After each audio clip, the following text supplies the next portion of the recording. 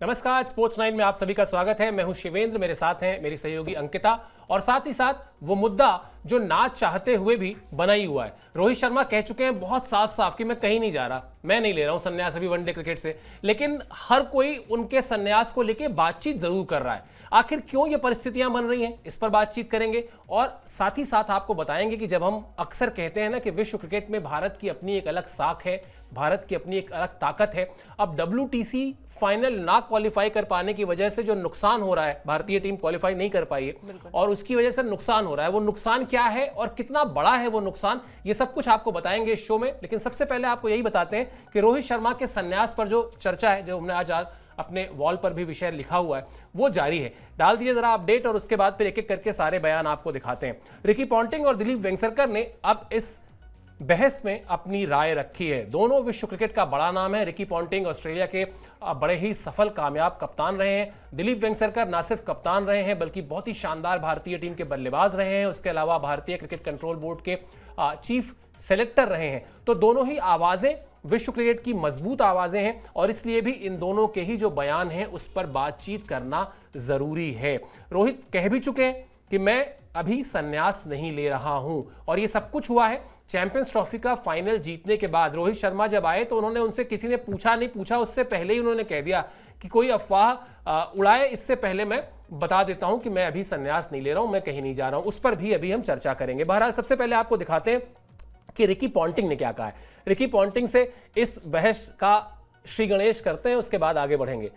जब आप करियर के इस पड़ाव पर आते हैं तो हर कोई आपके संन्यास का इंतजार करता है। मैं नहीं जानता ऐसा क्यों होता है, वो भी तब जबकि आप अच्छा प्रदर्शन कर रहे हो। चैंपियंस ट्रॉफी के फाइनल में रोहित ने अच्छी पारी खेली थी। मुझे लगता है कि वो खुद पर उठे सवालों को खत्म करने की कोशिश कर रहे थे।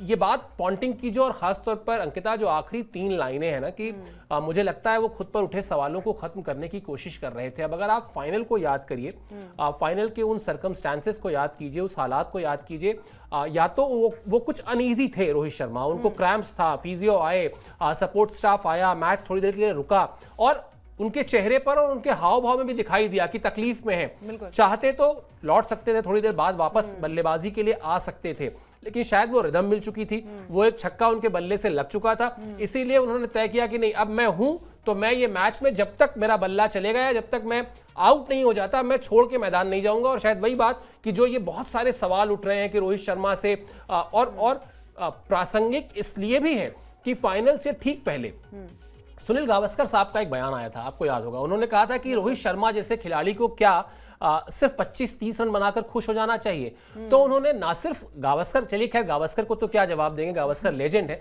लेकिन जो आलोचक हैं उनको जवाब दिया उस पारी से। बिल्कुल बिल्कुल, और यही चीजें होती हैं कि आप अपनी फॉर्म को कब बरकरार करते हैं। और खासकर फाइनल एक ऐसा मैच होता है जहां पर प्रेशर काफी ज्यादा होता है, जहां पर टेंशन काफी ज्यादा होती है। अगर आप ओपनर हैं, अगर आप वहां पर आपका बल्ला नहीं चलता, आप पावर प्ले का सही तरीके से इस्तेमाल नहीं कर पाते, तो आप पर सवाल उठेंगे। क्योंकि 2 मैचेस में हमने देखा था कि रोहित शर्मा का वो फॉर्म, क्योंकि रोहित शर्मा को पता है वो टुक टुक करके बल्लेबाजी नहीं करते, या फिर आउट होते हैं या फिर एक बड़ी पारी खेलते हैं, लेकिन फाइनल में उन्होंने ये साख बनाकर रखी और ये दारोमदार उन पर भी था। और क्वेश्चन मार्क जो उठ रहे थे उन पर, बार बार उन्हें ट्रोल किया जा रहा था कि भाई जो फॉर्म है वो रोहित शर्मा की क्यों नहीं आ रही है अभी तक, क्योंकि हमने BGT देखा था, वहां पर खराब प्रदर्शन था और टेस्ट मैच का अलग फॉर्मेट होता है, तो ये लगा कि चलिए वहां पर खराब फॉर्म थी। लेकिन जब व्हाइट बॉल की बात आती है, जब बात आती है यहाँ पर ODI फॉर्मेट की, जहां पर 13 शतक भी वो लगा चुके हैं, तो अपने आप में बड़ा मुकाम हासिल कर चुके हैं। वहां पर बल्ला न चलना, कटक के मैदान पर हालांकि एक शतकीय पारी आई थी, लेकिन उसके बाद से जब बड़े टूर्नामेंट्स होते हैं, खासकर चैंपियंस ट्रॉफी हो गई, वर्ल्ड कप हो गया, ICC टूर्नामेंट्स हो गए, वहां पर बल्ला खामोश होता है,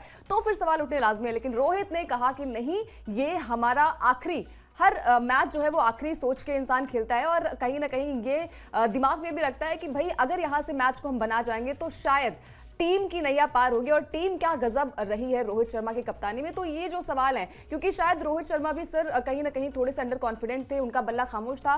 तो BGT में जब खुद ड्रॉप हुए थे तो हमने सबने ये कयास लगाना शुरू कर दिया था कि शायद अब रिटायरमेंट रोहित शर्मा ले लेंगे, लेकिन नहीं, उन्होंने कहा कि अभी वो 2027 में भी खेलेंगे आपको। हालांकि अभी रिटायरमेंट पर उन्होंने कुछ कहा नहीं है, लेकिन जब बात आती है वर्ल्ड कप की, तो वर्ल्ड कप के लिए उन्होंने कहा कि अभी वो उस पर विचार करेंगे। बिल्कुल, और कई बार होता है कि जब आपके सामने 2 साल का समय हो तो आप कोई भी चीज कमिट नहीं करते हैं। भाई बल्लेबाज को तो सिखाया जाता है ना कि फ्रंट फुट पे जाके कमिट मत कर देना, आराम से पहले गेंद को देखो, जितनी देर तक गेंद को देख सकते हो उसके बाद मारो तो तुम्हारा जो शॉट सिलेक्शन है वो सही होगा। तो अगर करियर पर भी इसी फॉर्मूले को लगा दें, क्या जल्दबाजी है? अभी 2 साल का समय है, आप अपनी फिटनेस को देखिए, अपनी फॉर्म को देखिए, यानी वही वाली बात कि गेंद को जितना देर तक देख सकते हैं। और रोहित शर्मा के पास तो वैसे भी कहा जाता है कि टाइमिंग का खेल है, और उनके पास हर एक गेंद पर वो शायद कुछ सेकंड्स एक्स्ट्रा होते हैं एक दूसरे बल्लेबाज के कंपैरिजन में, इसीलिए वो शॉट्स जो मारते हैं कई बार आपको देखकर लगता होगा कि ये कैसे उन्होंने अटेम्प्ट किया, खासतौर पर वो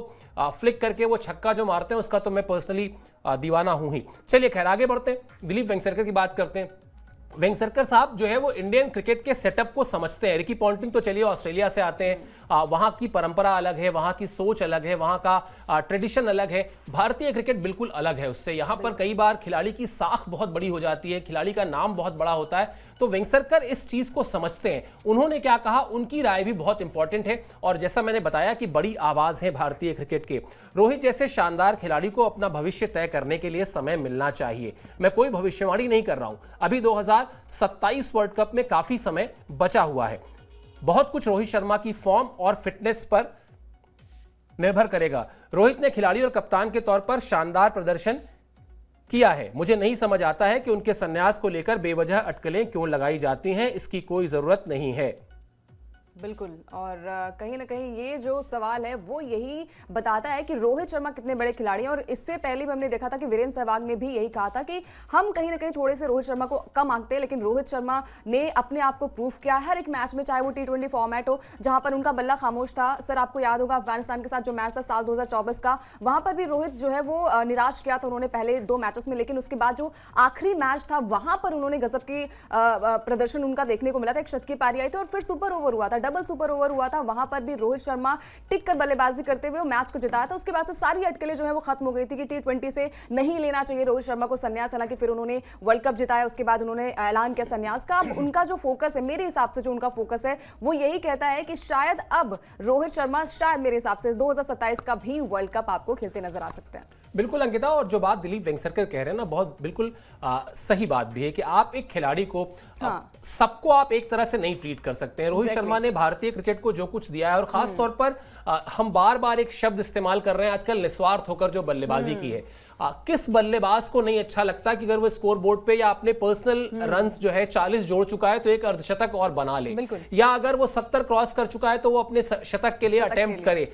लेकिन अगर आप 2023 वर्ल्ड कप कोई उनके परफॉर्मेंस को याद करेंगे, मुझे याद है कम से कम 2 या 3 अर्धशतक और कम से कम 2 शतक, 80s में 2 बार आउट, 80s पार करके 2 बार आउट हुए थे वो, तो वो बहुत आराम से कर सकते थे। फिर बीसीसीआई को, सिलेक्शन कमेटी को ये समझना पड़ेगा कि रोहित शर्मा जो अपने रन्स के लिए परवाह नहीं कर रहे हैं, वो कभी भी टीम पर बोझ बनकर नहीं रहेंगे, तो आपको उनको वक्त देना भी चाहिए। बिल्कुल देना चाहिए, और उन्होंने सही भी कहा कि भाई ये फैसला जो है वो रोहित पर ही छोड़ना चाहिए। ऐसा पॉन्टिंग ने भी कहा, ऐसा दिलीप जी ने भी कहा। लेकिन फिर बात वही आती है ना कि एक मैच अगर आप जिता देते हैं और खासकर आईसीसी के टूर्नामेंट जिता देते हैं तो फिर आप महान बन जाते हैं, आपकी गिनती जो है वो महानतम कप्तानों में की जाती है। अब यहाँ से रोहित शर्मा को कुछ बोलने की जरूरत नहीं मेरे हिसाब से। उन्होंने साफ तौर पर कह दिया कि मैं कहीं नहीं जा रहा हूं, मैं संन्यास नहीं ले रहा हूं। हालांकि अभी तक उन्होंने 2027 का जो वर्ल्ड कप, हर कोई यही बात कर रहा है क्योंकि एक जो ट्रॉफी है वो मिस हुई है और WTC का फाइनल हम नहीं खेल पाए, वो भी कहीं ना कहीं मलाल रहेगा। क्योंकि अगर आपके पास जितनी भी ट्रॉफियां होती हैं, भले ही आपकी फॉर्म जो है वो थोड़ी सी डिप हो जाती है, लेकिन जब हम इतिहास को उठाकर देखते हैं, जब हम इतिहास के पन्नों को खंगालते हैं, तो आपका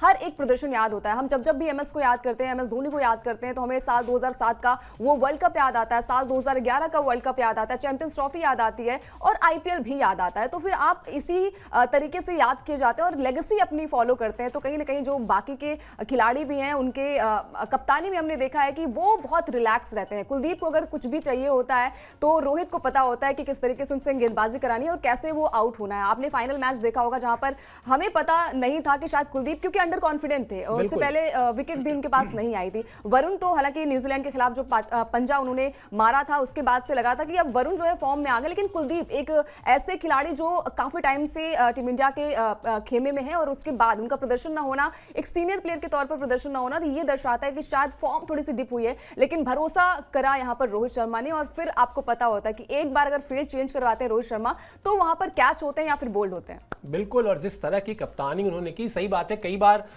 वो दिखता नहीं है, दिखता वो कुलदीप यादव के विकेट दिखते हैं या किसी गेंदबाज के विकेट दिखते हैं, किसी किसी फील्डर का कैच दिखता है, लेकिन उसके पीछे जो पूरी की पूरी वो जाल बुनने की प्रक्रिया होती है जो कप्तान करता है सीनियर प्लेयर्स के साथ बातचीत करके, वो रोहित शर्मा बहुत ही खूबसूरत तरीके से करते आ रहे हैं, बहुत ही दिमाग के साथ करते आ रहे हैं। चलिए अब ये भी बता देते हैं कि रोहित शर्मा ने क्या कहा था, ताकि ये जो बहस है ना वो शायद अब यहां से खत्म हो, क्योंकि रोहित शर्मा जब आए चैंपियंस ट्रॉफी जीतने के बाद तो उन्होंने सबसे पहले जो कहा वो बयान भी आपको दिखाते हैं। उन्होंने कहा, मैं अभी वनडे फॉर्मेट से संन्यास नहीं ले रहा हूं, यह बात मैं इसलिए कह रहा हूं जिससे किसी तरह की अफवाह ना फैले, अभी भविष्य को लेकर कोई योजना नहीं है, चीजें जिस तरह से चल रही हैं चलती रहेंगी, ये जीत टीम के लिए ऐतिहासिक उपलब्धि है, मैंने बहुत कम टीमों को आईसीसी के 2 टूर्नामेंट में बगैर हार के खिताब जीतते देखा है। तो ये बयान चैंपियंस ट्रॉफी जीतने के बाद रोहित शर्मा का दिया हुआ था, और मुझे लगता है अब अगर थोड़ा सा मूविंग फॉरवर्ड जो कहते हैं आगे बढ़ें, तो मुझे लगता है शायद अंकिता जो अब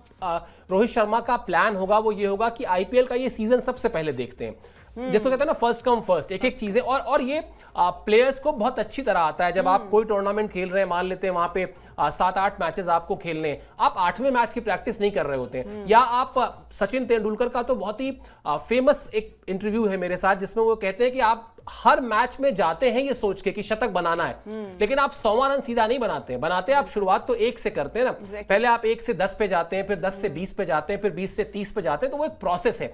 उसी तरह से अगर देखा जाए, अगर 2027 वर्ल्ड कप एक मान लेते हैं कि अल्टीमेट गोल है, एक अंतिम मंजिल है रोहित शर्मा की, तो उसकी शुरुआत इस आईपीएल के सीजन से होगी। कैसा जाता है फॉर्म के लिहाज से, फिटनेस के लिहाज से, फिर आगे तय करेंगे क्या करना है। बिल्कुल, और यही चीजें होती है, मैटर भी करती है कि आप छोटे छोटे माइलस्टोन जो होते हैं उसको आप पहले कवर करिए। और जैसे सर ने कहा कि 2027 का जो वर्ल्ड कप है, हर किसी का ख्वाब होता है यार कि बड़ा फॉर्मेट कैसे खेलना है और बड़े फॉर्मेट में रन कैसे बनाने हैं। रोहित शर्मा को बखूबी याद है, और ये मलाल जो है वो 2023 के वर्ल्ड कप में भी हमने देखा था कि वो मलाल जो है वो रह गया था, वो आंसू जो थे वो छुपे नहीं थे, चाहे वो विराट के हों चाहे वो रोहित शर्मा के हों। इतने सालों से अगर आप क्रिकेट खेल रहे हैं, इतने सालों से आप हर एक फॉर्मेट खेल रहे हैं, तो आपके मन में भी यही होता है कि आप वो ट्रॉफी उठाएं। वो ट्रॉफी आपका सपना नहीं होता है, हम भारतीय फैंस का भी सपना होता है। तो रोहित शर्मा जो है वो, जैसे सर ने कहा कि आईपीएल, अब आईपीएल है तो आईपीएल में आपको हर एक मैच जो है वो खेलने पड़ेंगे, और आई थिंक हर एक खिलाड़ी भी यही चाहता है कि फॉर्म जो है वो बरकरार है। और WTC के मद्देनजर भी, क्योंकि इंग्लैंड के साथ हमारा दौरा है, वहां पर भी हमें कई सारे मैचेस खेले, 5 मैचों की टेस्ट सीरीज होने वाली है, तो वो भी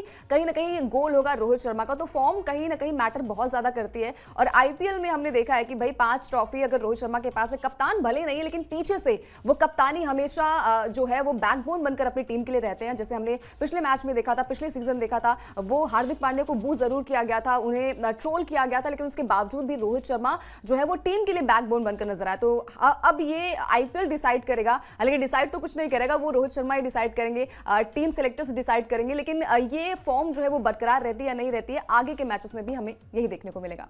बिल्कुल, और बहुत इंपॉर्टेंट रहने वाला है ये सीजन बहुत सारे खिलाड़ियों के लिए, इंक्लूडिंग रोहित शर्मा। और जो बात अभी अंकिता कह रही थी कि कप्तान रहे ना रहे, उनको पता है कि उनको क्या करना है, उनका रोल क्या है, उनसे एक्सपेक्टेशंस क्या है, और वो एक्सपेक्टेशंस सिर्फ फ्रेंचाइजी ओनर्स की नहीं बल्कि फैंस की भी जो एक्सपेक्टेशन है वो शायद ज़्यादा इंपॉर्टेंट हो जाती है एक समय के बाद, जब आप इतने बड़े खिलाड़ी हो जाते हैं।